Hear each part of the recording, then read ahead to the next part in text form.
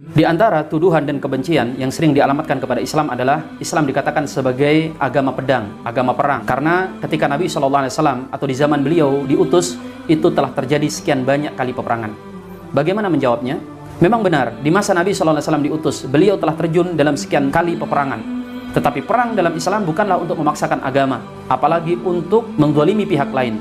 Tetapi perang yang terjadi adalah demi mempertahankan eksistensi umat Islam dan ajaran Islam itu sendiri. Ketika Islam muncul, ia diperangi, dimusuhi oleh masyarakat Quraisy kala itu dan seluruh bangsa Arab yang mereka adalah para penyembah berhala. Dan kemudian Islam juga berhadapan dengan dua imperium besar yang tentu tidak akan pernah suka Islam hadir yang bukan hanya sebagai ajaran, tetapi sebagai kekuatan, sebagai sebuah negara. Maka dua negara adidaya yang ada pada masa itu tentu punya kepentingan untuk menghancurkan negara Madinah yang baru tumbuh kala itu. Maka disitulah Rasul SAW sebagai pihak yang dizalimi terpaksa membela diri, mengangkat senjata untuk membela Islam dan kaum muslimin. Perang dalam Islam bukan perang untuk dengan tujuan mengalirkan darah.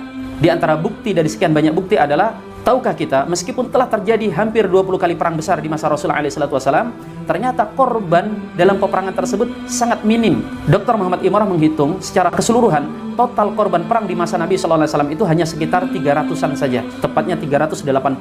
Dengan perinciannya, di perang Badar, korban kaum muslimin 14 orang, musuhnya ada 70 orang. Di perang Uhud, kaum muslimin yang terbunuh adalah 70 orang, sedangkan pihak musuh ada 22 orang. Di perang Khandaq, jumlah kaum muslimin yang terbunuh 8 orang, sedangkan musuh 3 orang. Kemudian di Fathul Mekah, korban secara keseluruhan hanya mencapai sekitar 20 orang. Dan demikian juga di Khaybar, di Datur Riqa, sampai perang Tabuk, totalnya hanya sekitar 300-an. Peperangan di masa Nabi SAW, jika beliau tujuannya untuk menumpahkan darah, tentu akan terjadi begitu banyak korban. Di Fathul Mekah misalnya, seandainya Islam itu agama yang haus darah, maka itu adalah kesempatan yang paling tepat Rasulullah untuk balas dendam. Beliau berangkat dengan kekuatan 10.000 pasukan bersenjata lengkap, yang musuh Mekah kala itu sedang dalam kondisi lemah. Tetapi lihatlah, justru Rasul kala itu sempat berdoa dengan doa yang terkenal, Allahumma khud ala asma'ihim wa absarihim wa la yarawna illa baqtah. Ya Allah, ambillah penglihatan dan pendengaran mereka, dan jangan sampai mereka melihat kami kecuali dalam kondisi terkejut. Tujuannya apa? Supaya tidak ada perlawanan. Dan kalau tidak ada perlawanan, tidak ada peperangan, berarti korban bisa diminimalisir. Dan benar saja, ketika Rasul SAW bertemu dengan penduduk Mekah, yang sebagian besar mereka adalah orang yang mengusir beliau, yang memerangi beliau, beliau justru membebaskan mereka semuanya. Rasul mengucapkan, idhabu fa'antum tulaqa. Kalian semuanya boleh pergi, kalian semuanya bebas. Minimnya korban adalah satu dari sekian bukti bahwa Islam bukanlah agama yang ditegakkan di atas peperangan. Demikian juga dalam syariat Islam dan tuntunan Rasulullah SAW dalam jihad, dilarang melakukan pengrusakan, tidak boleh menebang pepohonan, tidak boleh membunuh orang-orang lemah, tidak boleh merobohkan bangunan-bangunan ibadah agama lainnya. Dan sekarang coba bandingkan dengan peperangan-peperangan yang terjadi bahkan di era modern ini, yang dilakukan oleh sekelompok masyarakat yang konon mengusung kebebasan, hak asasi manusia, persamaan, dan jargon perdamaian lainnya. Tetapi lihat, justru mereka menciptakan perang yang sangat mengerikan dengan korban yang begitu banyak sekali. Berapa jumlah dari korban Perang Dunia Pertama? Sekitar 15-22 juta manusia.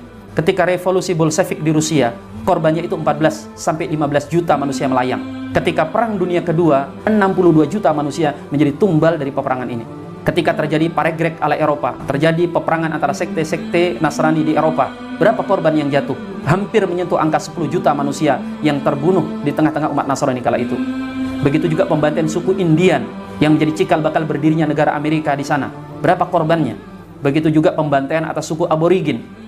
Dan peperangan-peperangan besar yang terjadi hari ini di masyarakat modern itu jauh lebih mengerikan. Maka minimnya korban di masa peperangan Rasulullah SAW menjadi bukti tersendiri bahwa beliau berperang adalah untuk mempertahankan eksistensi, mempertahankan iman, dan menghadapi kezaliman dari musuh-musuh yang tidak menginginkan eksisnya ajaran agama yang beliau bawa.